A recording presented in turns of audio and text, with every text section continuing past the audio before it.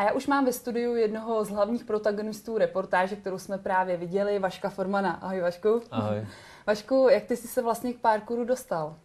No, pár mesiacov potom, ako som sa prisťahoval do Prahy, ma prestalo baviť chodiť po parkoch len tak a rozmýšľal som, čo budem robiť.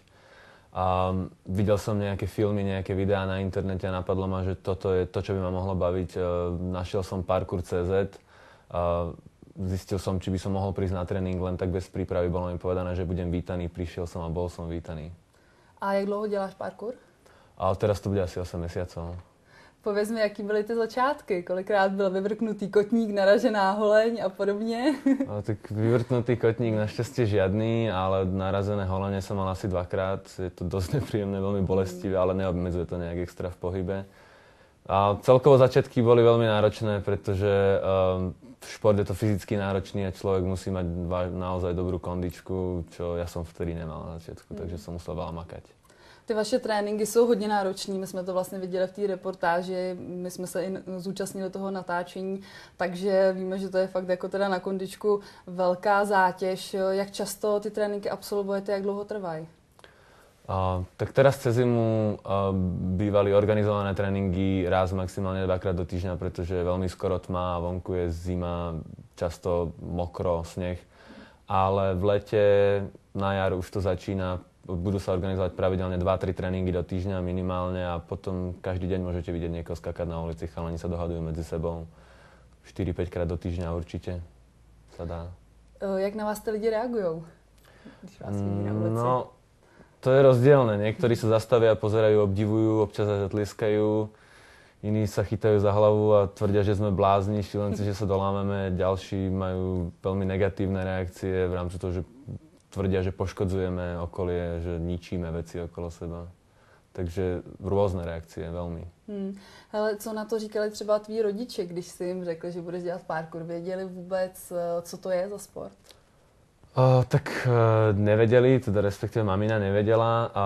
Nehovoril som jej o tom, že začnem robiť parkour. Prišiel som s tým, že robím parkour, musel som jej vysvetliť.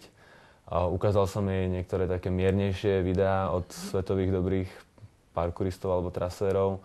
A bola udivená, keď videla mňa samotného skákať, tak sa až držala za hlavu, ale vždycky mi povie, dávaj si pozor a verí mi v tom smere. Ale strach tam asi byl. Rozhodne. Hej. Ono přece jenom, když tam skáčete v metrový výšce ze zdi na zeď, tak asi ten strach trošku nemáš ještě teďka pořád i ty?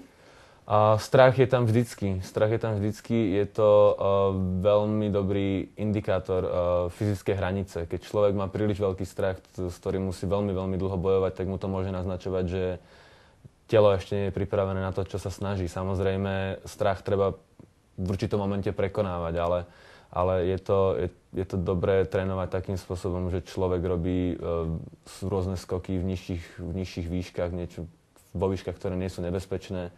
A potom, keď vie, že fyzicky má na to, tak už musí prekonať iba strach, nemusí bojovať aj s tou neschopnosťou tela. Je to o mnoho jednoduchšie potom. Ty jsi z té vaší partičky, se kterou jsme točili, nejstarší, že jo? Tobě je 26, jestli se nepletu. Ano. A ostatním klukům je kolem 18, vlastně ještě chodí na střední školu. Jáchym vlastně chodí ještě na základní školu. Myslíš si, že mají proti tobě výhodu? V jednom smere určite.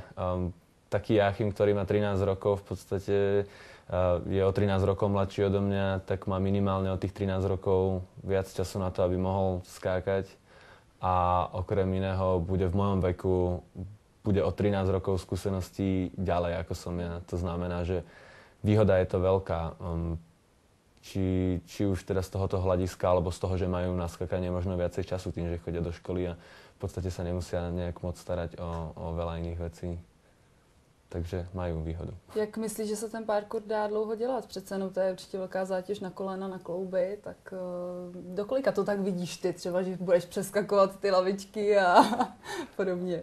Tak ja verím, že časť z toho v človeku zostane na veky a verím, že budem jeden z takých tých aktívnejších dôchodcov, ktorí nezostanú doma pri telke, ale samotné aktívne skákanie, neviem, je ťažko povedať, pretože tým, ako je to mladá disciplína, ešte to vlastne nikto neskúšal, dokiaľ sa dá skákať. David Bell, ktorý to vlastne založil, má 35 a ešte stále skáče, takže ja verím, že do 40-ky, pokiaľ sa človek bude šetriť, tak môže. No. Takže to je vlastně takovej, není to jenom sport, ale je to životní styl, že jo, ten parkour. Rozhodne, nesie to zo sebou, prináša to zo sebou aj filozofickú stránku vecí, ktorú keď človek naozaj príjme za svoje, tak sa z neho formuje ho to znútra, formuje to osobnosť, človek sa stáva niekým iným, snaží sa byť lepším, pokiaľ možno. Co pro tebe osobně ten parkour znamená? Proč ho děláš? Parkour pre mňa osobne znamená, napadajú ma synonymá, rýchlosť, mrštnosť, sloboda, pohyb, plynulosť. Je to niečo, čo ma uvoľňuje v smere, v ktorom som sa ešte nedokázal nikdy rozvíjať vo fyzickom.